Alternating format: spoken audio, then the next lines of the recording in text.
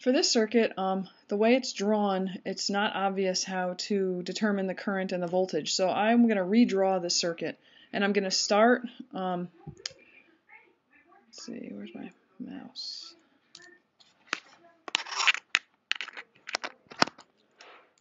I'm going to start right here.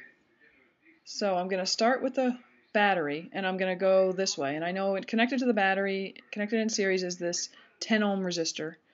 So if I redraw this over here, I'm going to draw my battery like this. That's going to be my 25 volt battery. And now I'm going to put it in series with that 10 ohm resistor. Okay, so I'm good here. I've got this one. And now this is connected to this 10 ohm resistor. So I'm going to go down like this. And that's going to be my 10 ohm resistor right here.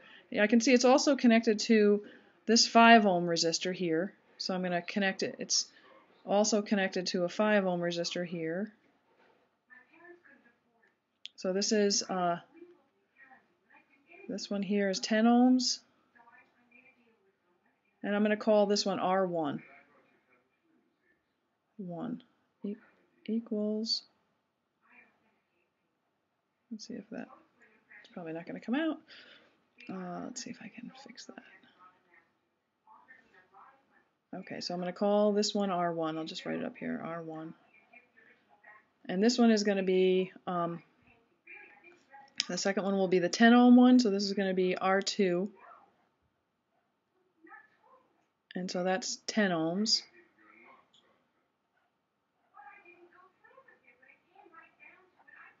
This one here is the 5 ohm right here. So we're going to call this one R3. And this is going to be 5 ohms. I'm not going to write the ohms just because it doesn't fit. And then my last one is going to be, so it touches the 10 ohm here, we'll call that R2.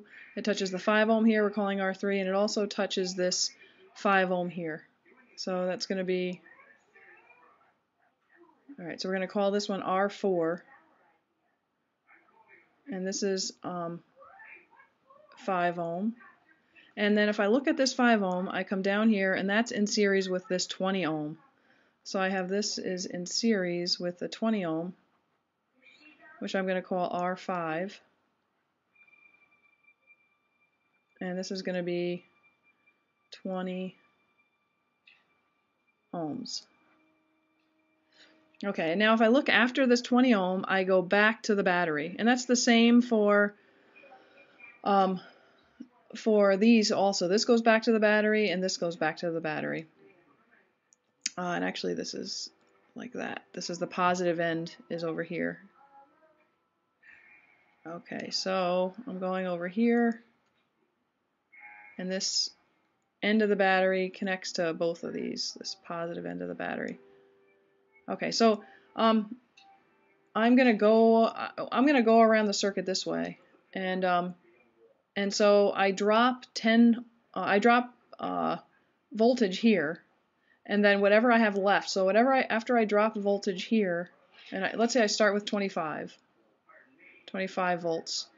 I'm going to drop a certain amount across this resistor, and whatever's left, each one of these channels here, each one of these split-offs gets that whatever's left, because the voltage here is the same as the voltage here is the same as the voltage here for parallel circuits.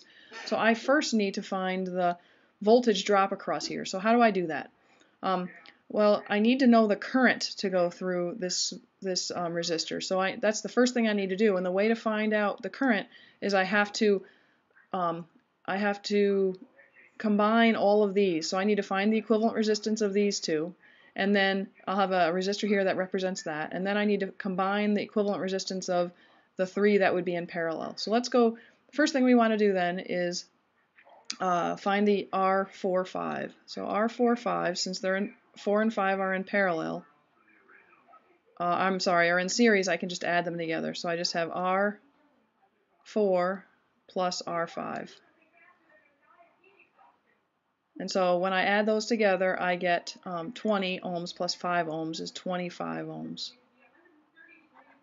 Okay, so now once I do that, then I have this circuit that looks like this, and so now I have 1, 2, and 3. So everything is the same except this now is R45, and that's equal to 25 ohms. So now I need to combine these three to find the equivalent resistance of this circuit. So my equivalent resistance of this one and this one and this one is going to be, let's call it 1 over, since it's parallel I have to do 1 over R, 2, 3, 4, 5. So 2, 3, 4, 5. That's the equivalent resistance of those three when I add them together. I'm going to get 1 over R2 plus 1 over R3 plus 1 over R4, 5. So I get 1 over R, call it 2 through 5 because I don't want to write all that out, is equal to 1 over 10 plus 1 over 5 plus 1 over 25. And so I need a common denominator, and I'm going to pick for my common denominator, I'm going to pick 50. So I get 1 over R 2 through 5. I'm going to have a common denominator of 50. So to make this into the denominator into 50, I have to multiply the top and the bottom by 5. So I have 5 on the top. Plus, to turn this into 50 on the bottom, I have to multiply the top and the bottom by 10. And to turn this into 50 on the denominator, I have to multiply top and bottom by 2. So I end up with 5 plus 10 plus 2 is 17 over 50. So now, when I flip, I need to find R25, so I need to flip this fraction and this fraction. So I end up with R 2 through 5